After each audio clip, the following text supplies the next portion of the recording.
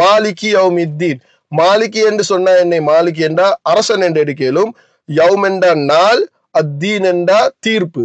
தீர்ப்பு நாள் உடைய அரசன் இல்லாட்டி தீர்ப்பு நாளுடைய அதிபதி. அப்படி மாலிகி யௌமித்தீன் அர்த்தம் வருது. தீர்ப்பு நாளுடைய அதிபதி என்றா என்ன, அவன் ஜட்ஜ். அந்த ஜட்ஜ்ல அவன் நல்லவங்களுக்கு நல்ல தீர்ப்பு கொடுப்பான். அவனை எதிர்த்து அவனை பிற்படுத்தாமலே இஸ்திஃபாரே இல்லாம மௌத்தா போறேன்னு சொன்னா அதுக்கும் தண்டனைக்கும் ஈக்குது.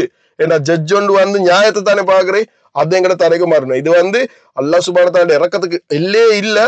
ஆனா என்ன என்று சொன்னா அதை வச்சு அட்வான்டேஜ் எடுக்கக்கூடாது. அல்லாஹ் இறக்கம் தானே என்று பாவமே செஞ்சு கொண்டு ஈக்க கூடாது.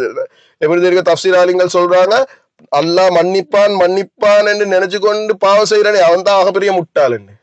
சோ அது வரக்கூடாது.